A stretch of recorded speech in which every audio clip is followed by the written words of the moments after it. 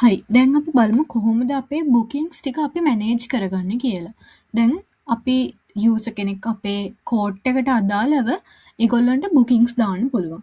ඒගොල්ලෝ සිස්ටම් එකට ලොග් වෙලා අපිට බුකින්ග්ස් දානවා. එතකොට අපිට මොනවද දාලා තියෙන බුකින්ග්ස්, ඒගොල්ලන්ගේ ටයිම් ස්ලොට්ස් ඒව බලා ගන්න තමයි මේ ඩෑෂ්බෝඩ් එකට පහලින් තියෙන බුකින්ග්ස් කියලා ටැබ් එකක්. අපි ඒ බුකින්ග්ස් කියන ටැබ් එකට ගියාම මේ විදිහට තමයි අපිට පෙන්වන්නේ. දැනට අපිට බුකින්ග්ස් 3ක් තියෙනවා. මේ එතකොට අපිට පුළුවන් ඒ බුකින්ග්ස් අපිට කැමති විදිහට එක්කෝ ඇක්සෙප්ට් කරන්න නැත්නම් රිජෙක්ට් කරන්න. අපි බලමු ඉස්සරවම ඇක්සෙප්ට් කරලා මොකද වෙන්නේ කියලා. අපි දැන් මේ බුකින් එක ඇක්සෙප්ට් කරාට පස්සේ මේ යූසර්ට අදාළව SMS එකක් යනවා බුකින් එක කන්ෆර්ම් වුණා කියලා. ඊට පස්සේ දැන් මේ මෙතන ඒගොල්ලන්ගේ amount එක, ඒගොල්ලන්ගේ time slots, එයාලා use කරලා තියෙන කෝඩ් එක මොකක්ද, ඒ වගේ ඩීටේල්ස් මෙතනදි පෙන්නනවා. එයා බුකින් එක දාපු වෙලාව, එයා බුකින් එක දැම්මේ කවදටද කියන ඩීටේල්ස් මේ ඔක්කොම මෙතන පෙන්නනවා. එතකොට දැන් ඒගොල්ලෝ ඇවිල්ලා ප්ලේ කරලා ගියාට පස්සේ මෙතනදී අපි ඒගොල්ලන්ගේ පේමන්ට් එක රෙකෝඩ් කරනවා.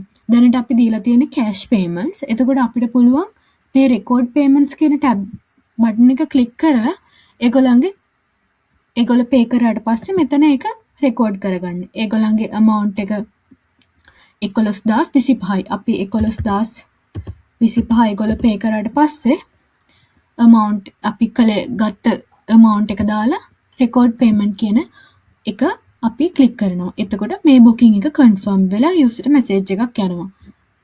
එතකොට මේ booking එකේ complete වෙලා තියෙන්නේ payment එක. ඊට පස්සේ අපිට තව විදියක් තියෙනවා. මේ අපිට දැන් කවුරු හරි booking එකක් දැම්මට පස්සේ අපිට ඒක cancel කරලා දාන්න පුළුවන්. එතකොට අපි දාන්න ඕනේ මේ reject කියන බටන් එක ඔබන්න ඕනේ. එතකොට මෙතන මේ pending status එක cancelled විදිහට වෙනස් වෙනවා රතු පාටින්. එතකොට අපිට මේ slot එක ඒගොල්ලන්ට booking එකක් විදිහට දාන්න බෑ. එතකොට userට message එකක් යනවා අපි මේක cancel කරා කියලා. තව අපිට දාන්න පුළුවන් දැන් කවුරු හරි user කෙනෙක් ඇවිල්ලා ඒගොල්ලන්ගේ ඔන්න දැන් මේ booking එක accept කරනවා. accept කළා user message එකක් යනවා. ඔන්න ඒගොල්ලෝ එනවා. ඇවිල්ලා play කරනවා. play කරලා ඊට පස්සේ අපි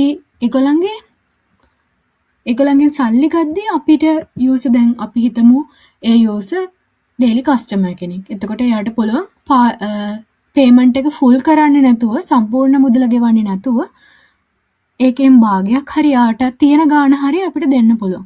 එතකොට user දුන්නේ අපි හිතමු මෙතන 3675ක් වුණාට අපිට player දෙන්නේ 2000යි. එතකොට අපිට මෙතන අපි යාගෙන් ගත්ත ගාණ දාගන්න පුළුවන් 2000යි කියලා.